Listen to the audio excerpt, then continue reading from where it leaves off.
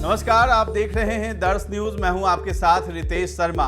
9 बजे की इस खास बुलेटिन में आपका बहुत बहुत स्वागत है। तो चलिए बिना देर किए हुए हम बढ़ते हैं खबरों की ओर। इजराइल में 5000 रॉकेट हमलों के बाद प्रधानमंत्री बेंजामिन नेतन्याहू ने कहा है कि हमास के आतंकियों को इजराइल पर हमले की बड़ी कीमत चुकानी होगी। इजरायली वायुसेना ने गाजा पट्टा पर मौजूद हमास पर जवाबी कार्रवाई की है।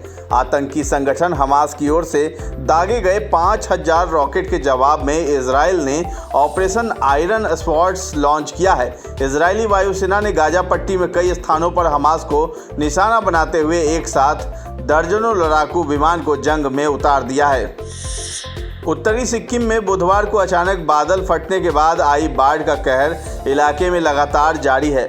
शुक्रवार को पड़ोसी राज्य बंगाल के जलपाईगुड़ी और कूच बिहार में तीस्ता नदी के निचले हिस्से में 6 और शव बहकर आ गए, जिससे मरने वालों की संख्या 27 हो गई है। सिक्किम के नामची और पाकयोंग जिलों से जुटाए गए ताज़ा आंकड़ों के आधार पर लापता लोगों की सूची रातों रात लगभग दोगुनी होकर 142 हो गई।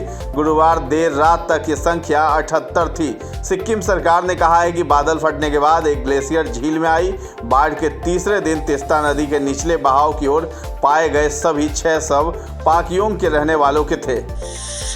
आम आदमी पार्टी के गिरफ्तार राज्यसभा सांसद संजय सिंह के करीबी सहयोगियों में से एक विवेक त्यागी शनिवार को कथित शराब घोटाले के संबंध में पूछताछ के लिए ईडी के सामने पेश हुए। त्यागी शनिवार सुबह 11 बजे ईडी कार्यालय पहुंचे। त्यागी सीधे एजेंसी के मुख्यालय के अंदर चले गए। एजेंसी मुख्यालय में प्रवेश करने से पहले मीडिया से बात करते हुए त्यागी ने कहा कि ये एक आधारहीन घोटाला है, क्योंकि कोई अवैध लेन देन नहीं हुआ है, कोई भ्रष्टाचार नहीं हुआ है और हमें न्यायपालिका पर पूरा भरोसा है। अब खबरें बिहार की। मुख्यमंत्री नीतीश कुमार ने आज जेडीयू के मुस्लिम नेताओं के साथ बैठक की। ओवैसी की पार्टी एआईएमआईएम को बीजेपी की बी टीम बताते हुए अल्पसंख्यक समाज को सावधान रहने को सीएम नीतीश ने कहा है। उन्होंने कहा कि ओवैसी की बी टीम आगामी चुनावों में वोट काटने के लिए जगह जगह अपने उम्मीदवार उतारेगी। ऐसे में इनके मंसूबों को पूरा नहीं होने देना है। राजद सुप्रीमो लालू यादव से मिलने एक बार फिर सीएम नीतीश कुमार शनिवार को उनके आवास पर पहुंचे। सीएम नीतीश कुमार ने शनिवार को पार्टी के अल्पसंख्यक नेताओं के साथ बैठक की। इसके बाद सीधे वे राबड़ी आवास पहुंच गए। वहां उन्होंने लालू यादव से मुलाकात की।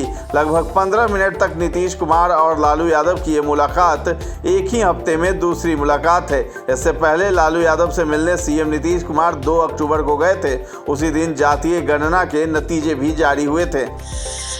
राजधानी पटना के गांधी मैदान में जीविका दीदियों ने धरना प्रदर्शन किया।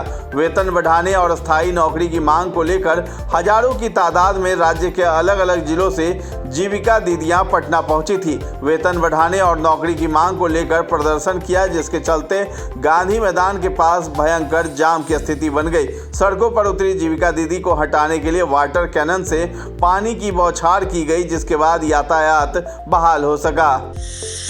पटना के ज्ञान भवन में 2 दिवसीय ट्रैवल और टूरिज्म फेयर 2023 का उद्घाटन बिहार सरकार के उप मुख्यमंत्री सह पर्यटन मंत्री तेजस्वी प्रसाद यादव, उद्योग मंत्री समीर कुमार महासेठ, पर्यटन विभाग के सचिव अभय कुमार सिंह, पर्यटन निगम के निदेशक नंद किशोर ने संयुक्त रूप से दीप प्रज्वलित कर किया। उप मुख्यमंत्री ने अपने संबोधन में कहा कि बिहार ने पर्यटन क्षेत्र में 2019 में पर्यटकों की संख्या 3.5 करोड़ से छलांग लगाकर 2023 में अब तक लगभग 5.75 करोड़ तक पहुंच गई है। जो पर्यटक यहां आते हैं उन्हें हम कैसे 4 से 5 दिनों तक बिहार में रोक सके, यह हमारी चुनौती है। बिहार जल्द ही नए अनूठे प्रस्तावों के साथ अपनी नई पर्यटन नीति लॉन्च करेगा।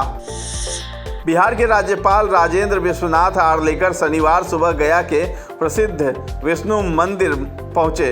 मंदिर परिसर के हरि मंडप में बैठकर राज्यपाल ने अपने पूर्वजों को मोक्ष दिलाने के लिए एक दिन का गया श्राद्ध किया।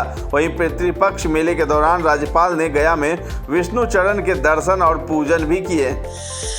अब खबरें झारखंड की। झारखंड राज्य में कुल 17 एलिफेंट कॉरिडोर चिन्हित किए गए हैं। भारतीय वन्य जीव संस्थान की ओर से पूरे देश में हाथियों की गतिविधियों के आधार पर स्थल निरीक्षण के बाद तैयार elephant corridors of India report 2023 में झारखंड के इन 17 एलिफेंट कॉरिडोरों का उल्लेख आया है। रिपोर्ट में पूरे देश में ऐसे 150 एलिफेंट कॉरिडोर चिन्हित किए गए हैं। इन चिन्हित कॉरिडोरों की सूची संबंधित राज्यों को भी मुहैया करा दी गई है। अब संबंधित राज्य इन कॉरिडोर को बरकरार रखने की व्यवस्था करा सकेंगे ताकि हाथी मानव संघर्ष की संभावना को कम से कम किया जा सके।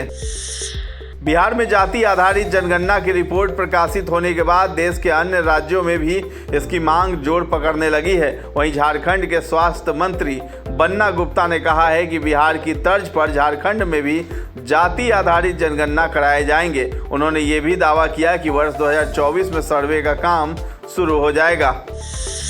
अब खबर खेल जगत की। बांग्लादेश और अफगानिस्तान के बीच आईसीसी क्रिकेट वर्ल्ड कप 2023 के तीसरे मुकाबले में Himachal Pradesh cricket association stadium धर्मशाला में खेले गए एक दिवसीय मैच में बांग्लादेश ने अफगानिस्तान को 6 विकेट से हरा दिया है। अफगानिस्तान ने पहले बल्लेबाजी करते हुए 37.2 ओवर में 10 विकेट के नुकसान पर 156 रन बनाए थे।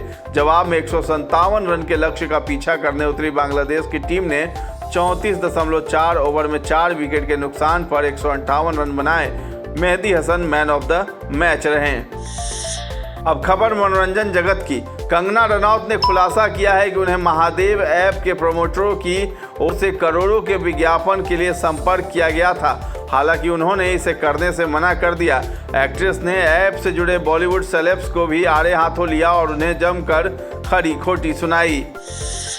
अब बात मौसम के मिजाज की। बिहार में बारिश की गतिविधियां थमते ही तापमान में तेजी से बढ़ोतरी हुई है। राज्य के 27 शहरों में इसका काफ़ी असर दिखा है। वहीं झारखंड की बात करें तो पिछले कई दिनों तक वर्षा के बाद राज्य में बारिश की रफ्तार धीमी है।